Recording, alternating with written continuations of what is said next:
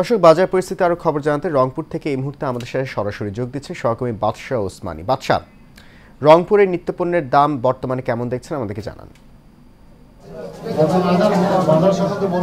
যে আপনি যেমনটি বলছেন যে মুখর আজকে বাজারের যে পরিস্থিতি আমি যদি দেখাতে যাই, আমরা দেখেছি যে এখানে কিন্তু আমরা দেখেছি যে ভোজ্য তেলের যে কষ্টটা যে মানুষ পাচ্ছে, যে এখানে চালেরও কিন্তু আমরা দেখেছি যে চাল এবং ভোজ্য তেলে কিন্তু এখানে আমরা বেশিরভাগ দেখেছি যে এখানে আমরা বা যারা ক্রেতা রয়েছেন তারা অভিযোগ করছেন।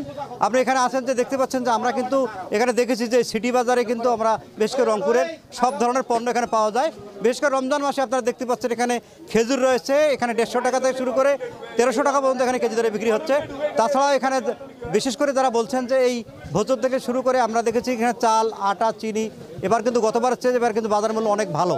তারপরেই কিন্তু এখানে যারা ক্রেতা রয়েছেন তারা রমজান মাসকে ঘিরেই একটি নাভিশ্বাস রয়েছে। এখানে আবার কৃষকরা বলছেন যে এখানে কিন্তু আলুর এবার কোনো দাম পাওয়া যাচ্ছে না। আপনারা দেখেছেন যে এখানে আমরা কিন্তু আলু দেখেছি যে রাস্তায় ফেলিয়ে কিন্তু তারা এখানে অবরোধ করেছেন, দাম বাড়ানোর মানে চাচ্ছেন যে এখানে দাম বাড়ানো হোক। সেক্ষেত্রে কিন্তু এখন পর্যন্ত কৃষকদের কোনো ব্যবস্থা করা হয়নি, তারা এখানে দাবি করছেন। তবে আমরা ইফতারের বাজারে যদি বলি, এখানে ইফতার এবার সহনীয় পর্যায়ে রয়েছে।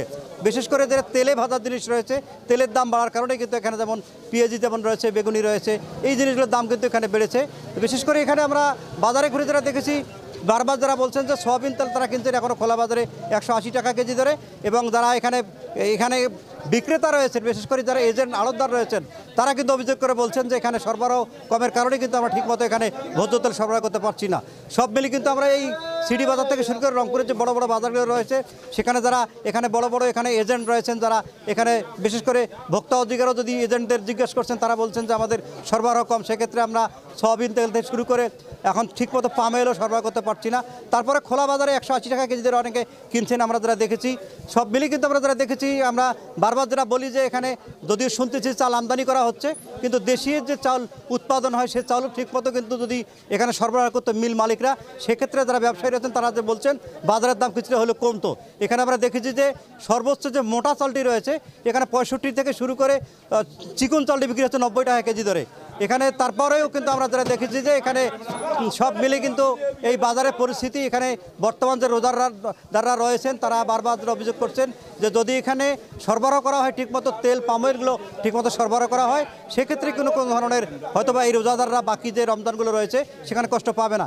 এখন পর্যন্ত আমরা যেটা বাজারে ঘুরে দেখেছি যে অন্যান্য যদিও পণ্যের প্রতি তেমন তাদের কোনো অভিযোগ নেই, এই বারবার তারা অভিযোগ করছেন ভোজ্য তেল এবং চাল। তারপরেও যে অভিযোগ তাদের রয়েছে এবং এদের অভিযোগ খণ্ডনে কিন্তু বারবার কিন্তু জেলা প্রশাসনের পক্ষ থেকে, ভোক্তা অধিকার পক্ষ থেকে অভিযান চালানো হচ্ছে, কিন্তু অভিযোগে কোনো ফল হচ্ছে না। তারা বারবার বলছেন ভোজ্য তেল এবং চালের দাম কমিয়ে ক্রেতাদের নাগালে নিয়ে আসা হোক। মুখর।